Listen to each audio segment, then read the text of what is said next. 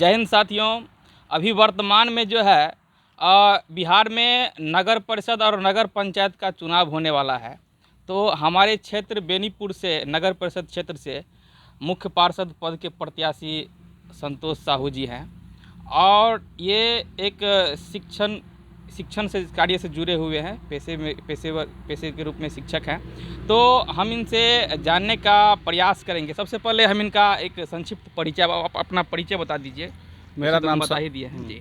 मेरा नाम संतोष साहू है जी और मैं धेरुक वार्ड नंबर 29 से बिलोंग करता हूं। मैं पेशे से शिक्षक हूं। जी सर, हमारा एक सवाल है कि हमने आपके बारे में जानकारी प्राप्त किया है कि आप जो है सिविल सर्विस की तैयारी करते थे जी। तो अभी वर्तमान में कुछ लोगों का सवाल है और मेरा भी सवाल है कि यदि कोई व्यक्ति समाज सेवा के क्षेत्र में और देश के लिए कुछ परिवर्तन और सुधार करने के क्षेत्र में काम करना चाहता है तो उसमें जो है दो मुख्य मार्ग उनको मिलता है, एक सिविल सर्विस और दूसरा राजनीतिक। तो राजनीति और सिविल सर्विस में किस क्षेत्र को आप बेहतर मानिएगा समाज सेवा के लिए?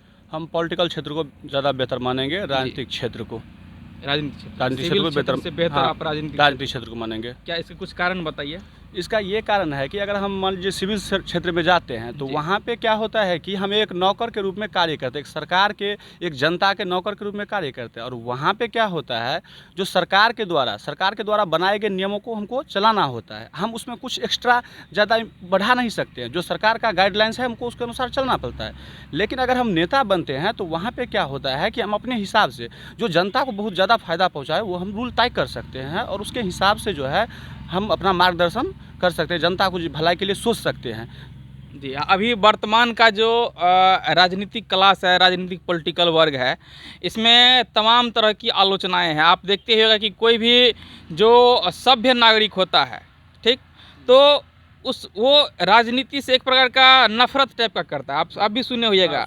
और आपको भी कई बार जब आप राजनीति में आए, शिक्षित होने के बावजूद आप राजनीति में आए, तो आपको भी लगता है, कई बार सुनने को मिला होगा कि अब तुम पढ़े लिखे हो, आप पढ़े लिखे हैं और शिक्षित हैं, नहीं आप नौकरी कीजिए, राजनीति में क्यों जा रहे हैं, ये मतलब जो है आपके लिए नहीं है। क्या इस पर क्या कहना चाहते हैं? देखिए, इस पे ये कहना चाहेंगे क्या कि जो शिक्षित व्यक्ति है तो पहले वो राजनीति में आना नहीं चाहते थे, वो सिर्फ जॉब पे ध्यान करते थे। लेकिन आज का जो समय है, अगर शिक्षित व्यक्ति अगर आगे बढ़ के राजनीति में नहीं आएंगे तो देश का विकास कैसे होगा?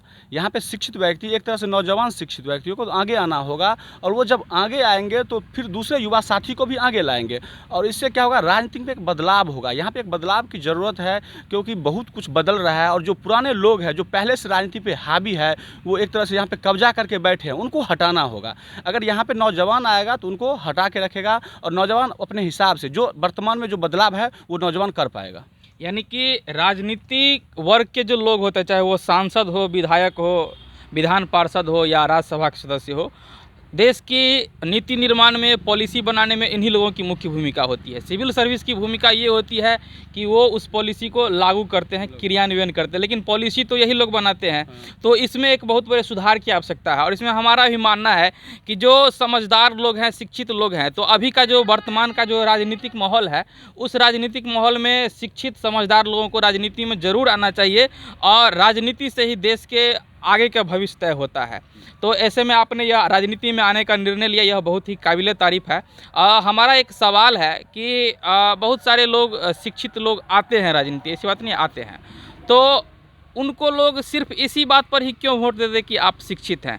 शिक्षित तो एक कलेक्टर भी होता है ना, जिला कलेक्टर भी होता है, वो बहुत शिक्षित होता है। लेकिन कभी आप सुने होइएगा कि बहुत सारे कलेक्टर भ्रष्टाचार में, तो क्या आप उसको शिक्षित मानेंगे? अभी झारखंड में जो है एक महिला IAS अफसर थी ना, उनका नाम मुझे नहीं ध्यान है, वो बहुत बड़े मतलब जो है भ्रष्टाचार में पकड़ी गई थी, शायद उसको जेल हो गया। तो कहने का मतलब ये है कि जो राजनीतिक में आप आए हैं, ठीक है, आपने अब तक लोगों के लिए, देश के लिए, समाज के लिए क्या कार्य किया है ताकि लोग, जनता आपको वोट दे? मैं आपको पहले बता चुका हूं, मैं एक शिक्षक के रूप में पेशे से जुड़ा हुआ हूं। तो मैंने जो है यहाँ पे शिक्षा के रूप में लोगों को सेवा दिया। यहाँ पे इस क्षेत्र में कई जगह जो शिक्षा के माध्यम से लोगों को सेवा पहुँचाया है। जी, शिक्षा तो वो आपका पेशा हो गया, ठीक है। उसके अलावा जो सामाजिक कार्य होता है, अभी वर्तमान के समय में जो क्षेत्र की जनताएँ होती है, उनको कई प्रकार की सम चाहे वो ब्लॉक का कार्य हो, सरकारी स्कूल की जो शिक्षा व्यवस्था है, सरकारी अस्पतालों की जो व्यवस्था है, उस सब में काफ़ी कठिनाइयों का सामना करना, इन सब क्षेत्रों में आपने क्या काम किया, वो बताइए? सर, आपको पहले ही पता होना चाहिए कि हम एमएसयू द्वारा समर्थित, हमारे संगठन जो एमएसयू है, मैं उसका एक समर्थित जो है मुख्य पार्षद का उम्मीदवार हूँ। और हमारे संगठन ने बेनीपुर क्षेत्र के लिए बहुत सारा काम किया है, चाहे वो अनुमंडलीय अस्पताल का व्यवस्था हो, चाहे नागार्जुन स्टेडियम हो। इस सब के लिए हमारे जो एमएसयू टीम है, ये समय समय पर जो है इसके लिए सरकारों से लड़ते रहे, यहाँ के जो है ऑफिसर से लड़ते रहे हैं, और उसके लिए जो है लड़ के यहाँ पे जो है व्यवस्था जो है अच्छा किया है। बहुत बहुत धन्यवाद आपका, आपने विभिन्न प्रकार की बातें रखी, और मैं कामना करता हूँ कि आप मेहनत कीजिए और पार्षद में धन्यवाद। धन्यवाद।